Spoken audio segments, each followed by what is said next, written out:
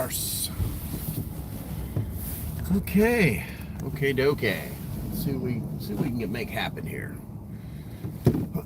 We're just gonna have to wait until we get a couple people popping in.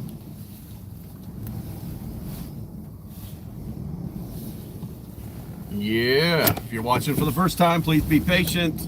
It's just the way things are. You should know that by now. Also, if you are popping in, do me a favor, hit that like button because it does help the channel, and it's free, and it's really freaking easy to do. If you're not a subscriber, do so now. Subscribe to the subscription so that you can get subscriber stuff like notifications for when I'm live. Looks like there's one person here. Do me a favor and check in, please. Cha-ching! Just got onto the eastern shore of Virginia and am now heading north. All right, let's see here. I'm gonna wait till this room fills up a little bit. Maybe the notifications go out. Who we got on here? Is that Tim? Oh, West Virginia Pappy. Good to see you, bro. I've repositioned my my screen so that I can see it a little better. Oh, that's right. I need to check. I need to fix this into all chat filter, all messages. There we go. Need to pop that into all. And we're going to kind of wait just a minute or two to get a couple more people in here. Like I said, West Virginia Pappy checked in. If you haven't checked in, do so now. Please give me that thumbs up, and it will help to draw more people in as this story unfolds. You know, I hesitated to jump on it last night because you guys know I don't like to do the news regurgitation crapola. But the story of Joe Kent is unraveling rapidly to the point where he's making some pretty serious mistakes. He's making some pretty serious mistakes. I think his first mistake was that he publicized his leaving. You know, you only do that when you've got an axe to grind, and something is sus. What do we got here? Oh man, see, I positioned this so that I can see Joe and No Schmo. Joe No Schmo. I really wish I could read your name there, but you know, YouTube has made it so that the font doesn't frickin' work, or I can't change the font or zoom in or anything like that. It's so stupid. But yeah, Joe No Schmo. Oh, it's Oops. Gotcha, bro. Good to see you. Good to see you. Thank you. Appreciate you doing that for me, man. Because you know I like to say hi to everybody. All right, so I got 10 people in here. 10 people should have freaking rogered up by now, either with a thumbs up or hey, how you doing? Anyhow, so some people, the left will say the evolving story. I will say the unraveling story of Mr. Joe Kent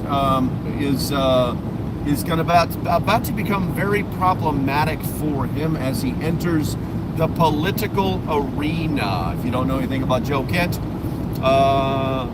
highly decorated Army Special Forces, 11 combat tours, CIA case officer, as I understand it, and even tried to run for Senate a couple of times and didn't make it. But and I guess I'll just resign and make it as public as possible. And that's what Mr. Joe Kent has done. He's got a pretty simple name to Google. If you doubt anything that I'm saying, research it yourself, because I did the research already. Thus, I would not be saying anything. What do we got here? We got can you? I can't say it. Can you buy me? Can you hug me? Trump hijacked by whatever, dude. So yesterday, if you've been paying attention to the news, he made a very public resignation. He actually posted his resignation on X. And, you know, obviously all of the left-wing libertards, you know, they decided they're going to just regurgitate it all. And it's not going well for him. It's not going well for him. And one of the things that we really need to be asking, so his reasoning for resigning was because there was no credible threat from Iran, and he cannot support that. He can't support the attack in Iran, the current war in Iran. He can't support that because, yeah. Ironically enough, you know what it is, the people, the tweeters, they always go and they find the information. And, well, I don't know, in 2000, 2002, even up to 2025, when he became the person that he is in the administration, director of, you know, counterintelligence, I believe. He was all about and very public about destroying Iran. We need to take out their missile capabilities right now. We can't be screwing around with any of this stuff. These people, we need to just decimate their military capabilities because they're going to come back in the future. Also, if you are posting and you did not post in all caps, then I can't read it. I just can't do this and that properly unless you post it in all caps. So I appreciate the paragraph that somebody wrote there, but someone else addressed this person. Someone else addressed this person. You're all smart enough. Anyway, it says there's 7 people in here with 3 thumbs up. I don't believe that. How many people are actually in the chat right now? Do me a favor, somebody let me know. And yeah, also don't forget to hit that thumbs up button because it's good for you and it's good for me and it's good because it's just free. Okay, yeah, see, that's funny. I literally went from 0 to 14 to 8, so I'm not even trusting the algorithm. 14 trolls, gotcha. 14 trolls and a partridge in a pear tree. That's okay. I don't care about the trolls. I fully expected it when I made the title to the video. See, here's the funny thing. The trolls are all in there defending this guy. What's that tell you? What's that tell you? There's a lot of variables to this particular situation as well as to this guy that you just don't know anything about. So I'm going to educate you a little bit. So this guy used to have a wife, and his wife got herself killed by a suicide bomber. ISIS did it. They claimed they did it. They took responsibility, you know, for blowing up his wife. She was in the Navy. She was in, I think she was a cryptographer who kind of went to the ground. She was in the intelligence community, and she got blown up by ISIS. And it's in no way a good thing. So I'm not going to be like, whatever. Somebody called me a ghoul yesterday because of the way I talk about war. And my response is still very simple. Unless you've experienced it, shut the fuck up. Because you don't know what you're talking about. So she got herself blown up. Well, he's got himself a new wife. And his new wife has some kind of different kinds of friends. You know? I mean, I guess the poontang was pretty good. And now he's like, yeah, I mean, we got to listen to the wife. That's what people are saying. Verifiably, she is friends with a lot of people that aren't just left-leaning, but are kind of in the Russian, Soviet, Communist Manifesto area. And this is all verifiable, so please go out and just Google your brains out. And sorry if I'm distracted. I'm trying to keep myself from being unalived here. And he's instantaneously, well, we won't say instantaneously, but we'll say that it appears to be instantaneous. How he went from destroy everything so they can never mess with us again. And he's not talking about like wipe them off the face of the earth. He's talking about destroying their military capabilities. From that to they're not a threat. Interesting. It's interesting how that happens when people think that, when people think that way. And people change over time. You know, as I got older, I went from, diehard Republican to an independent. I won't say libertarian, because I don't really, I have some libertarian thoughts, but there's a lot of variables. Like, all the people that are defending him are like, what do they say? What do they call them? Little L, big L libertarians? I can't remember which one is the ones who lean left. Or is it the ones that, actually I think that whole libertarian thing is a joke now, because it's not what it was, what it started. It used to be, hey, just, live free or die, freaking, let's just leave everybody alone. Let's just live our lives. Tax is theft, you know what I'm saying? All that. Now it's not that anymore. Now it's broken off into all these different little sects. Sects. T-S. Sects. And it is actually kind of like there's a lot of libertarians that voted for Trump, that kind of identify as MAGA. And so my guess is that this guy is kind of sliding into that group. It doesn't seem realistic. YouTube says there's 3 people in here. Do me a favor and put a 1 in the chat to prove them wrong. Oh man, I can't read this message held for review. This message, I have like a 20 this message held for reviews. Oh, it's funny. So you've got this guy who went from blow them up before they can blow you up to no credible threat.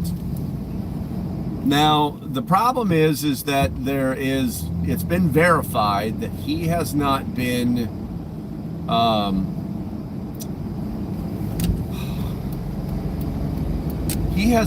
part of any discussions about Iran since around January. And this was actually verified by the administration and the director of national intelligence. So he hasn't been part of this Iran thing at all. And now he's saying that there's no credible threat. So clearly he doesn't have the information that the president has. And then he goes on to say that basically that Captain Red Tie has been duped by Israel and their powerful people that are on the Hill. What do they call those people? What do they call those people who try to get you to think a certain way up in politics? Somebody put it in the chat. So he's going to get duped by it. He's been duped. And I just don't think that's the case, because, he always talked about getting us out of these wars, these endless wars, because we got into them because people didn't know what they were doing. These presidents that we had didn't know what the hell they were doing, that they were just, okay, willy-nilly, you know what I'm saying? And I don't think that that's a thing. I don't think that happened. He has proven over and over and over so many times that his decisions are good. You remember winning? You're going to be so tired of winning? Kind of interesting, right? And then that kind of brings up something else that I literally just heard like an hour ago. Apparently, Mr. Kent is going to be on Tucker Carlson at 6 o'clock tonight. Well, I hope that he was smart enough to get read out on his of programs that he was read into. If you're not in the military, if you haven't worked for the government under classified programs, you get what they call read in. You sign documents, you're told what the program is and how far you can go, and then they say, okay, go do work with that information. So you get read into a program, which means, okay, we're going to be doing this stuff, we're going to be talking about this stuff, and we're going to be thinking, and that's our job, to work about this stuff. And you understand that it's classified? Yes, I do. Okay. So when you leave a classified program, you have to be read out. It's a requirement. It's another piece of paper, and it's a conversation. Okay, so everything we've been talking about for the past so-and-so months, whatever it is, however long it was, we're not going to talk about any of that stuff anymore. You're no longer involved with the program. You will not talk about the program, period, unless they read you back in or we need you. And then you sign a piece of paper, and then you're officially read out.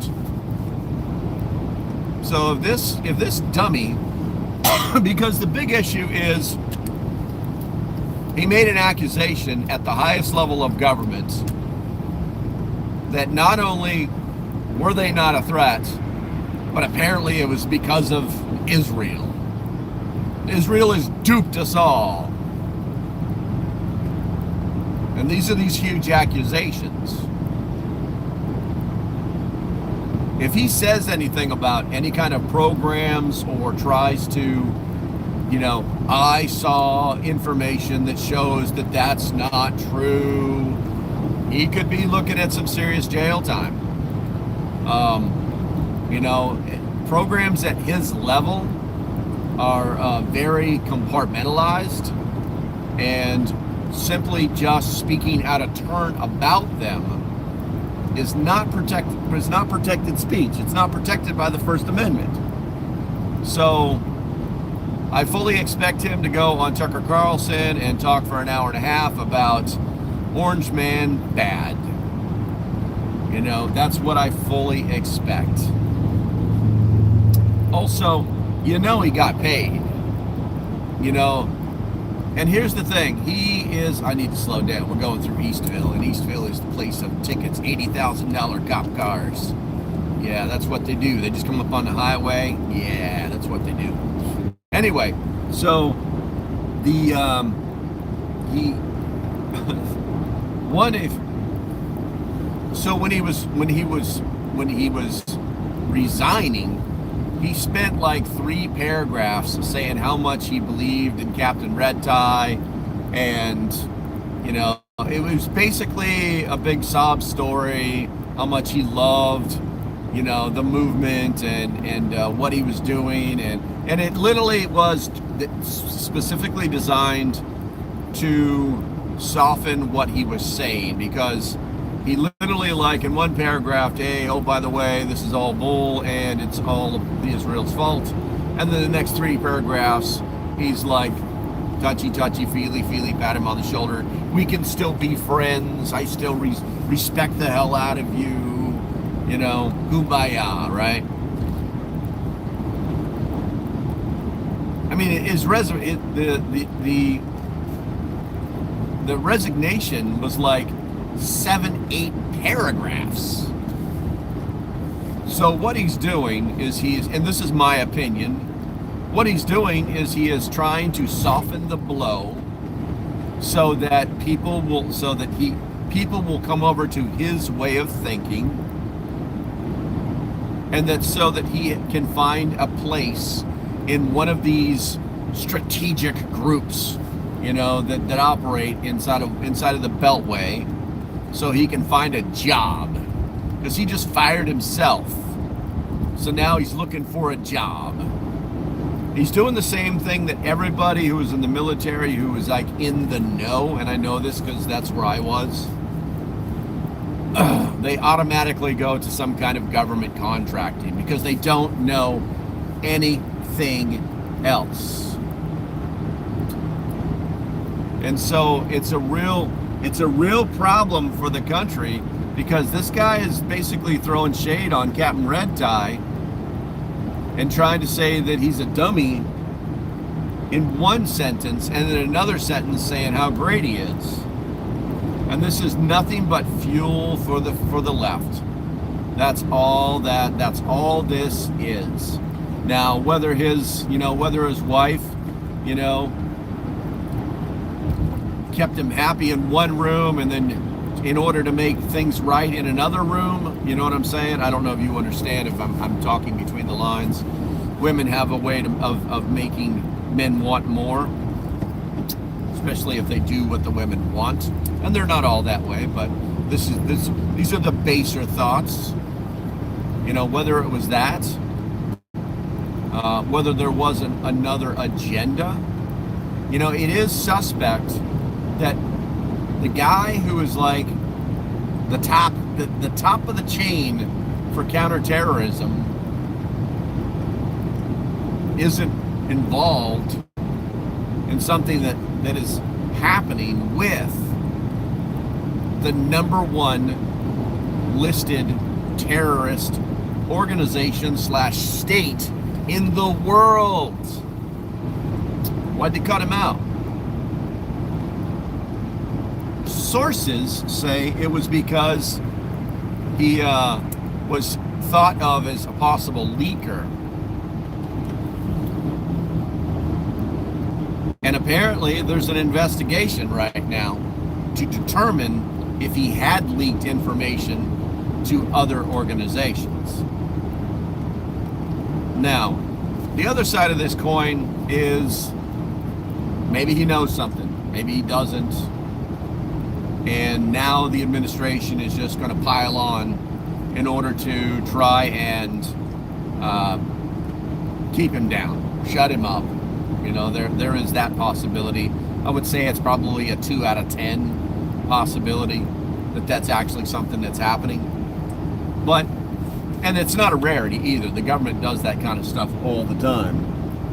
But you have to really look at what is actually physically happened. How is somebody who has worked at the highest levels of government, sworn to secrecy, trusted with information about the national security of the United States of America, not allowed to be part of something that's actually in his wheelhouse for months? And then why would he be on Tucker Carlson the next day? This reminds me of the MSNBC, the short-haired girl who she likes to run her mouth. If you guys know her name, put it in the chat. You remember when we got his taxes, and we'll be talking to you at 6 about all of them. We'll be going over this in detail. You remember that?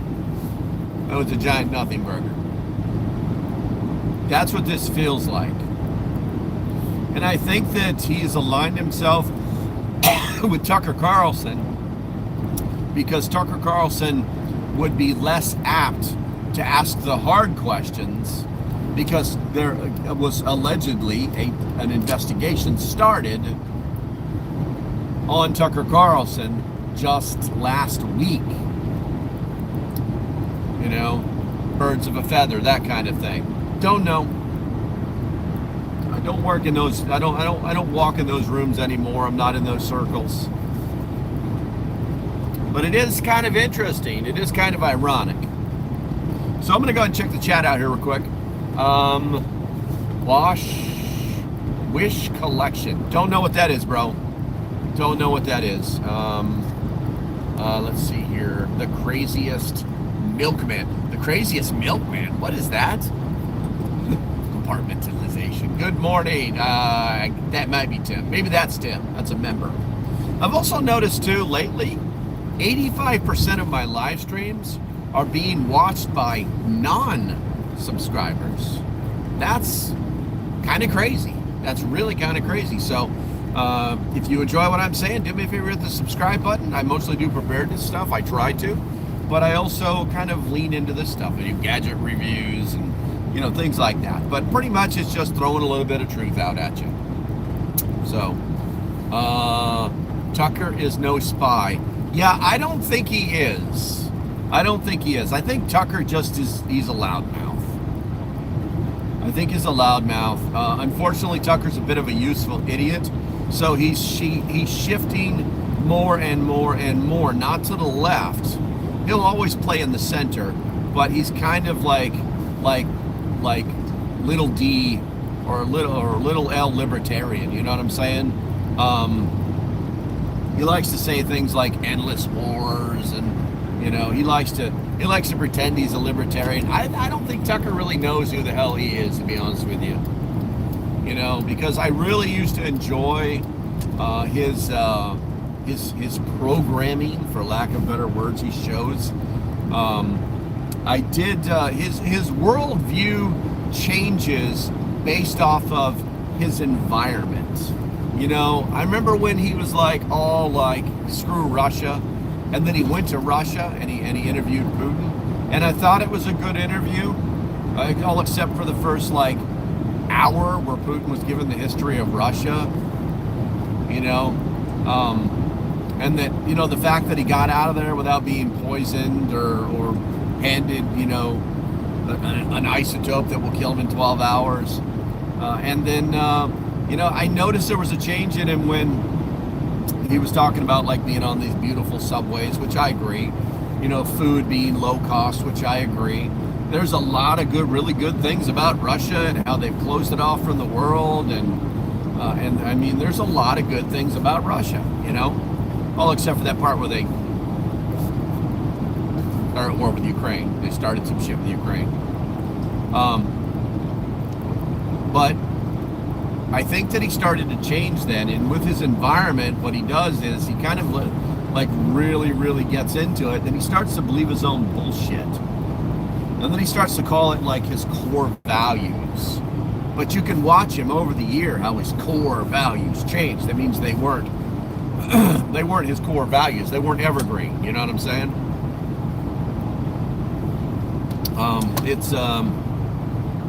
It's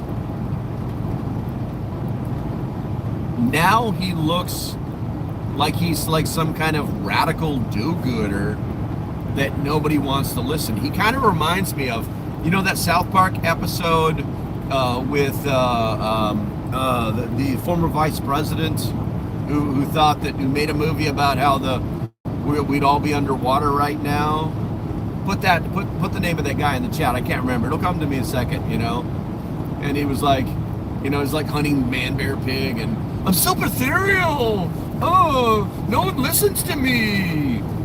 It's not Dan Quayle. Damn it. Al Gore. It's Al Gore. I beat you. But that's who he reminds me of. You got it. Gore. Thank you. That's who he reminds me of. But he's got a platform and people are listening to him. And it's just this whole giant complaint fest. I was listening to a podcast this morning, and they were talking about some of this stuff, and I just kind of had this epiphany that I've had before, where we keep forgetting that the 40-somethings, late 30s, 40-somethings now that are in these positions, that have went out and did things, are still the same people who were brought up to be just giant complainers. We have an entire generation, and I don't want to say millennials, because I'm now viewing millennials as these people that just figured it out too slow, and they're now figuring out, hey, I need a wife, I need a kid, you know what I'm saying? I need a legacy. I need to buy a house, even though I can't afford one. They adulted too late. You know what I'm saying?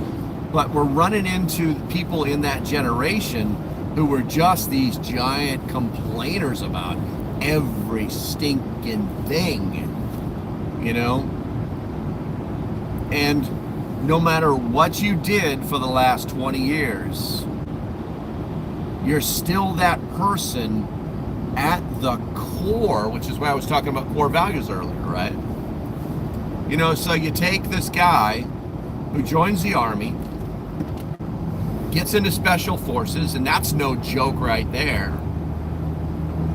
you know, is like, you know, going on missions, blowing shit up, America, you know, this is the way we do it, man. He's like this free thinker who's like, there's a problem, I have to be part of the solution, you know. CIA, working for the government, seeing frickin' where the skeletons are buried, and like, this is America, I've got to be an American, right? I've got to support what's going on, America, you know what I'm saying? I can disagree with it, but hey, my job says go forward and do good things, America.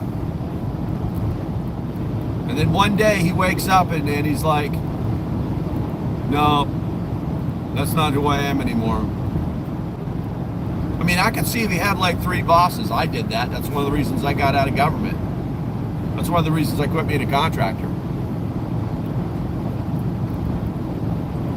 But at his core, and I think that's really the difference between some of these generations.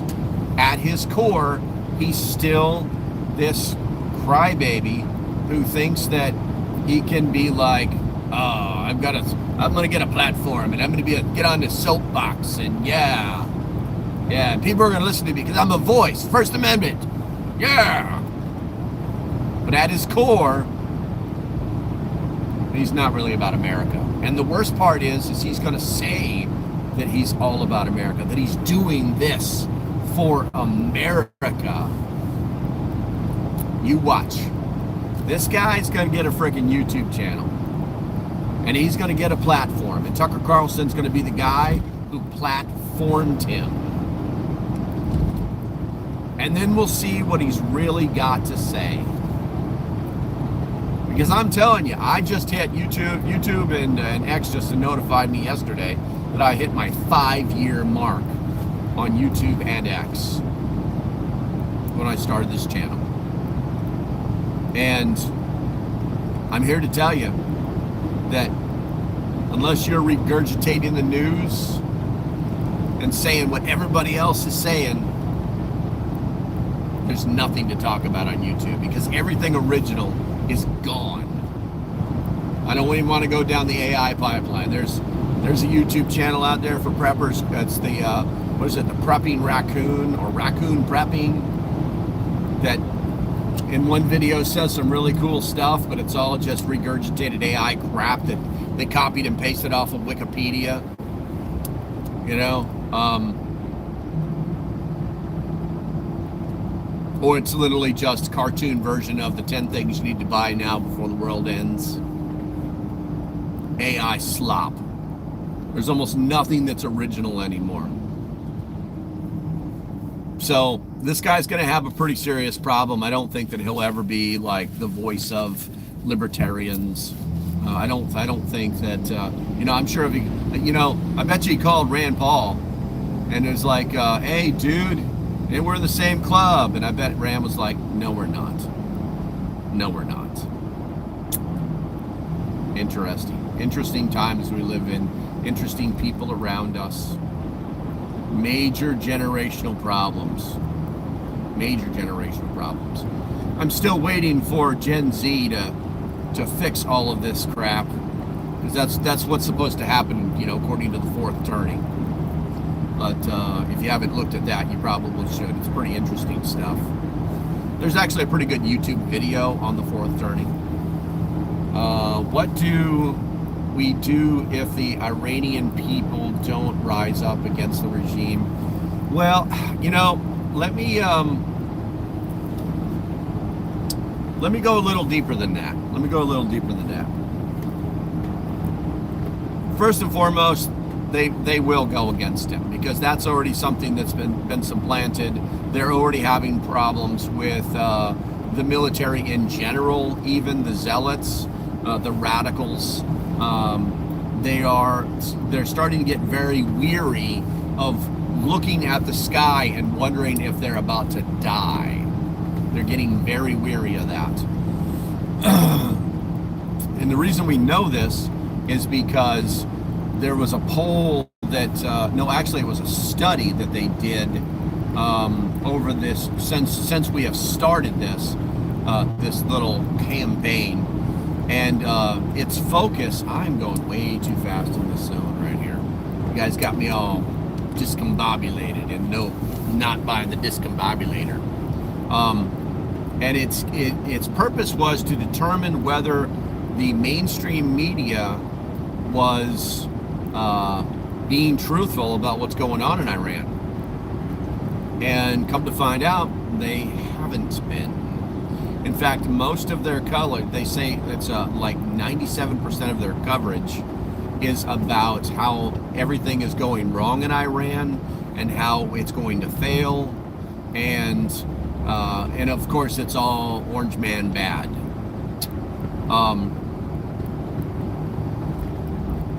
And the reason they're doing that was because, sorry, I'm switching lanes, was because the midterms are coming up and the lefties want to take the government back.